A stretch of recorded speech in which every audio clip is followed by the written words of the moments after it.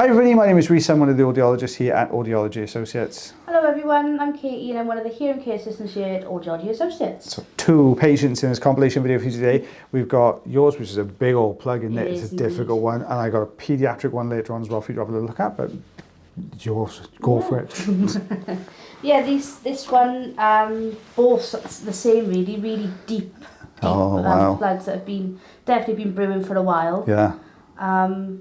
But the trickiness of this one that I found, again, was the first initial grip. Yep. You know, it just could not get it. And when you actually see the aftershock now of when the plug is pulled out, it literally completely fills the canal. No way. It's a long one, is it? But I believe it all come out as one, so it's quite satisfying. You know, but it was a struggle in the mix of it. I do like it. It was nothing like when they all come out as one piece. You just pull it out and you're like, yeah, look at that. Give yourself a tap on the back and they're like, well done on that one. I got I always show the patient as well. I never ask the patient before I start, do you want to see the wax? Look at that. I know, but sometimes when he drops on them, then you're like, oh, sorry.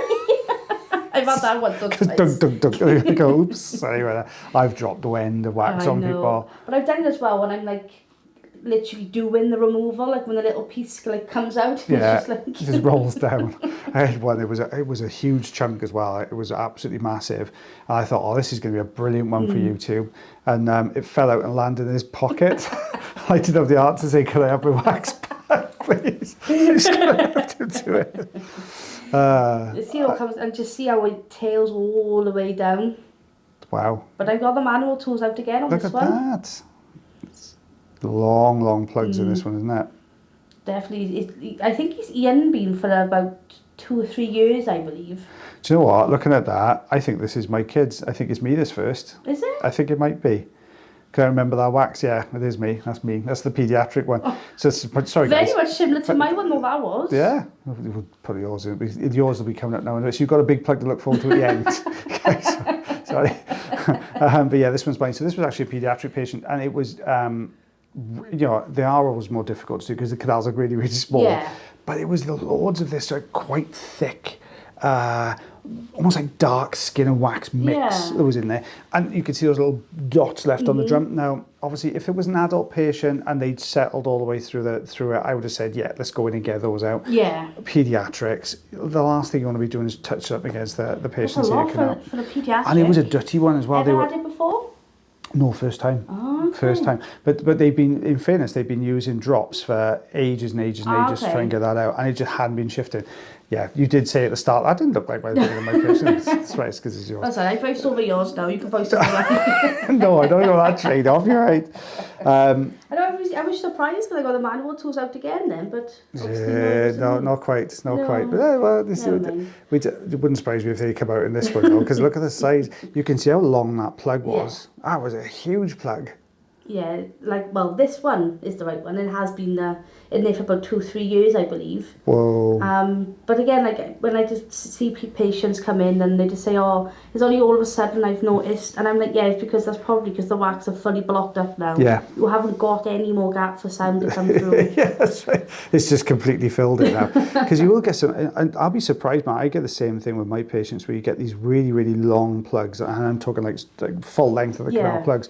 But because they've always had that little tiny gap like this one at the top going all the way down, the patient can still hear really well. Yeah. You always think like, how on earth would that in there? Because you have heard well. I know, it amazes me when people say, oh, I don't really have an issue, I just, come in for a checkup. Yeah. I'm like, it's always something that comes up in the comment section on all the social media channels as well, because they always say like, how did they not know that was in there? But like a lot of the time, if it's not, like you wouldn't really know you had a problem unless it was blocking your hearing out, or you had a physical sensation in there. Or I suppose as well, it could be like, if you've got like the harder type, you could feel like it's just an itch, scratching and release. But if you've got like the more gooier, wetter type, it's probably going to feel more there. The next you're going to hear like the canal opening and shutting like if you lie down, or because you imagine like you said, the ear canal, you've got wax stuck to both sides. When you lay on it or your jaw moves, they're going to almost stick together. And people do tend to say, oh, it feels like my hearing's coming and going a little bit on those.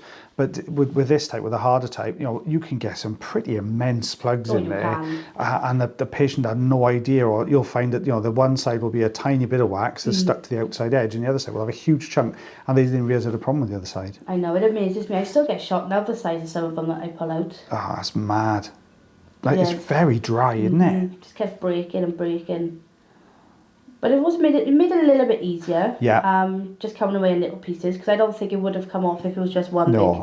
Especially not with that opening. It helps with our bend, see? Yeah. When you shear it off, you're going to try and get that whole length around our bend. Yeah. Yeah, and I found, like, with this one as well, obviously, as you see in the beginning, the front face of it was, like crusty. Yeah. But as I was getting, like, further down, it was beginning to be that little bit more wetter, more gooier, so it was a little bit easier to get a grip on it, but there we are. There you go, look at that, look. Well, I don't know, is that St. Bart's? I don't know, I know. That's the St. Bart's, I think. You can tell because the end is squared. Oh, okay. With the right, it tapers down a little bit. Okay. Yeah. I'm not quite familiar with the names yet. I'm just like the pointy tool or the spoon look. The amount of times I see a Reiki ret come out, I go, that's a right hook. And I'm like, no, it's not, that's a Reiki ret. Yeah, I didn't get much joy with that. Have you got a manual tool of preference? Well, I did like what was Taylor's favourite one? The Rose and Katie. Yeah, I did like that. But I don't know whether it was just because when I was using it, it was the right one to use. Yeah. So I found it easier. But just the little hook now. The right hook, yeah. I do find that a lot easier. That's my favourite. I find that, I know Taylor loves his rose insert, but it's just a little bit too long for me. I find it's great if you've got a teeny tiny gap. Or I tell you what's really good for is, those really deep waxes that are kind of depressed in the middle, a thin layer around the outside, just to sort of unpick that outer edge. That they're really good for that kind of thing. Yeah, which you can't do with the other ones, could you? Because they've like a thicker. Yeah, that's more for kind of hefty wax, bigger chunks. That's why I find the thicker one easier. Yeah. So I found with the, what was it called? Rose and inserter. It was like, if you got a good grip, it would like pull through the wax a lot easier. They're not very strong to get a good grip. It's just that small surface area, just with that more clay type wax like we had the other day when we voiced one over. It pulls through that. Yeah. That a little bit. So I know. You're going for this, and this is a difficult place to take that from as well. That top right corner, always difficult to get to in there. As soon as I went to look in, I thought, clear. No, we're not. Yeah. To be honest, it literally came away like that. Wow. Just straight away. So that's what you want. So that was quite pleased with that, but you could see how long it's been in there. The aftermath, the canal. That looks like that one there would be a great one to get. That golden colour at the front. Yeah. Smack in the middle of there and giving it this kind of little bit of a wiggle like this to get him out. Like that. Yeah, exactly like that. Yeah, that's it. It's almost like you know what you're doing, Lexi. No, to be honest, I just went there because I could see that it was already away from the canal. Yeah. That's why I didn't go for the edges, because there wasn't really any to peel off. Exactly right. Now what you've hit here is what we were talking about in the last one. You've got a really long plug and you've got to kind of bend it around that canal, and it just doesn't want to go. Sometimes what I'll do at this part, I'll go in with like a Reiki red, just over the top, not with the intention to bring it out, but just with the intention of clipping the front end off. Okay. And then bringing that out with a suction, and then go into the next piece and drawing that down. If I can get the angle to kind of squeeze it around the bend, I'll do it. But if not, I'll do the same thing, go back over, clip it off, and then bring that out, and just making it short enough that we can negotiate the bend. Okay. Yeah. So the front face of it is always going to be naturally the bigger piece then? Usually. Okay. Yeah, sometimes they'll kind of flare at the back end, but a lot of the time it kind of collects around this front end, and it'll be this kind of slightly bigger piece. And it sort of, especially with this, because I know this type of wax, after you've been doing it a while, it sounds like a really odd thing, but you start to see wax, you go, I know what type of wax that is. Yeah. And with this one, what you'll normally get is you'll have this really light colour in the front, and it'll gradiate through to a much darker colour at the back. Right. And it's usually that back end is solid, and this front end is kind of a little bit more crumbly. Yeah. Always reminds me, do you remember Fab lollies? Oh, I do like a Fab. You like Fab? It reminds me a bit of a Fab, So always reminds me of that. You've got these different colours that go through it. It's a bit like that. Be a full pastel one. The surface is a bit like a fruit pastel. Yeah, I'll give you that. That with the sugar on the top. Yeah. Yeah, put me off for life then. I know, yeah. We do this for food types all the time. We get so much stick in the comments. Like, oh, for goodness sake, why? Christmas is their favourite. Can I go through all the favourite Christmas stuff and spoil everything? What's coming away nicely now, though. That is a good move. Now, but you could definitely see what you're saying. Like it's in the different colours. But it's that, like, obviously because it starts, obviously when it migrates out, it starts, that would be there the longest. It's kind of counterintuitive because you'd think that because when the wax migrates out to the outermost section, you'd imagine the outermost section, because it's tried to travel all that way, is the oldest, you'd imagine that would be the darkest wax. But you tend to find it kind of comes around, and I think what happens here is where a lot of that skin, by the time it gets to this outer section, it's more crumbly and lighter in colour. So that's where it picks up most of this lighter colour, and then you've got this darker section where the skin is still attached. But you've done well to get it that far forward. I didn't even think you'd get it that far forward. So faith in your abilities, man. But it's coming away really well. Let's see if we can get this. Yeah. I know. Yeah, that's okay. But I've managed to now get enough gap to get that tool in, so I was just trying to like pick. Oh, that's nice. Look at that. I got it.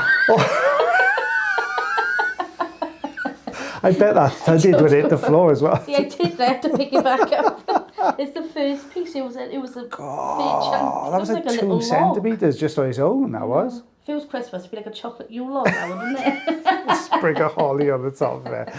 See, like you've started already. We're already in October. I know. That was a good one. That was a good one. Yeah, I can't believe you dropped that. Please that remover, I've got to be fair. That wasn't an easy one to do to get around that bend.